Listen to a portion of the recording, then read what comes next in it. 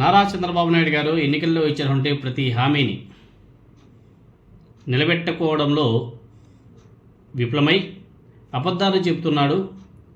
వాటిని ఎవరైనా సరే ప్రశ్నించడానికి ప్రయత్నాలు చేస్తే వారి మీద బ్రహ్మాస్త్రాలు కూడా ప్రయోగిస్తున్నాడు అని చెప్పేసి నిన్న జగన్మోహన్ రెడ్డి గారు సీరియస్గా ఒక ట్వీట్ చేశాడు.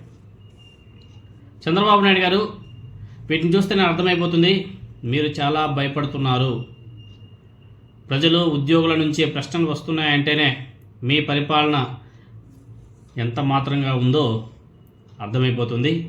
ఇచ్చిన హామీలు అమలు చేయలేదనేసే కదా అందరూ కూడా ప్రశ్నిస్తున్నారు. అది అడిగితే వాళ్ళ మీద నీ బ్రహ్మాస్త్రాలు ఉపయోగించి వాళ్ళని భయభ్రాంతులకు గురి చేస్తావా? 2 ఏళ్ళు అవుతున్నా 3వ బడ్జెట్ కూడా ప్రవేశపెట్టిన నేపథ్యంలో ఇంకెప్పుడు అమలు చేస్తారు అని చెప్పేసి ప్రజలందరూ కూడా ప్రశ్నిస్తుంటే వాళ్ళ మీద ప్రశ్నించకుండా నీకున్నటువంటి బ్రహ్మాస్త్రాలను కూడా వాడేస్తున్నావు. ఇది నేరం కాదా? అధికారం ఎల్లప్పుడూ శాశ్వతంగా ఉండదు నారా చంద్రబాబు నాయుడు గారు అనేసి జగన్మోహన్ రెడ్డి గారు సీరియస్గానే ఒక ట్వీట్ చేశాడు. ప్రభుత్వ ఉద్యోగుల సమాఖ్య అధ్యక్షుడు కాకర్ల వెంకటరామరెడ్డి చేసినటువంటి తప్పేంటి? ఉద్యోగుల సమస్యలు పరిష్కరించమని చెప్పేసి అడగడమే ఆయన చేసినటువంటి నేరం.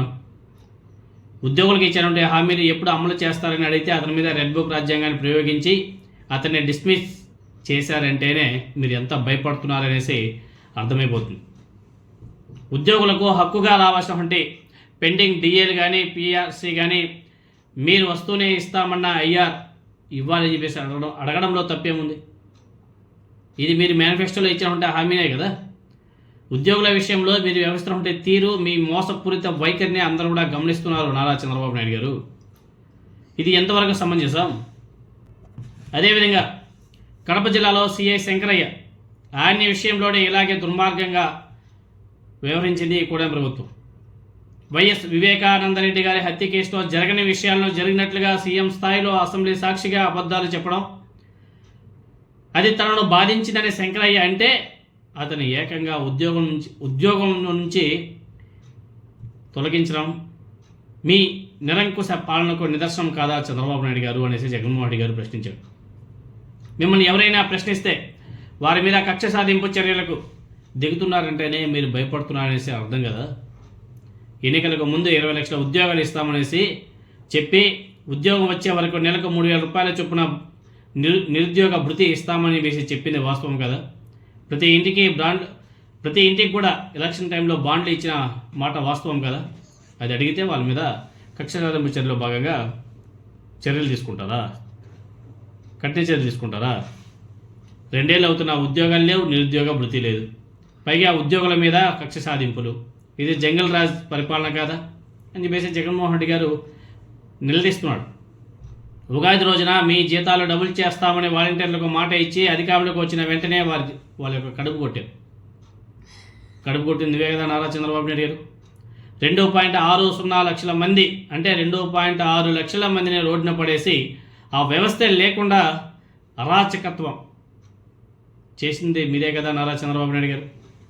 మీ కక్ష సాధింపులకు, మీరు ఉద్యోగులపై పెట్టే ఒత్తిళ్లకు ఒక సచివాలయ ఉద్యోగులే రాష్ట్ర వ్యాప్తంగా దాదాపు 250 మందికి పైగా ఆకస్మిక మరణం పొందింది నిజం కాదు. అయ్యా చంద్రబాబు నాయుడు గారు, సూటిగా ఒక ప్రశ్న. మీ ప్రభుత్వ హయాంలో ఏపీ ఎన్జిఓస్ అధ్యక్షుడిగా ఉన్నటువంటి అశోక్ బాబు మీ తరపున కర్ణాటక రాష్ట్రంలో ఎన్నికల ప్రచారం నిర్వహించలేదా? బీజేపీని ఓడించమని పిలుపు ఇవ్వలేదా? మరి ఎందుకు అతన్ని డిస్మిస్ చేయలేదా అన్నాడు? డిస్మిస్ చేయకపోగా అతనికి మళ్ళీ మీరే ఎమ్మెల్సీ పదవి కూడా ఇచ్చి అందరం ఎక్కించారు. అంటే మీ వాళ్ళకు ఒక న్యాయం, పక్క వాళ్ళకు మరో న్యాయమా?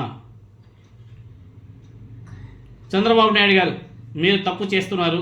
అందుకే ప్రజలకు ప్రశ్నించే గొంతుకులను నొక్కివేయడానికి ప్రయత్నం చేస్తున్నారు. ప్రశ్నించే గొంతుకులకు కూడా మీరు భయపడుతున్నారంటే మీ పరిపాలన ఎంత లో లెవెల్లో ఉందో మీకు ఇప్పటికే అర్థమైపోయిందల్లా అని చెప్పేసి జగన్మోహన్ రెడ్డి గారు ట్వీట్ చేసి అంతటితో ముగించడం కూడా జరిగింది.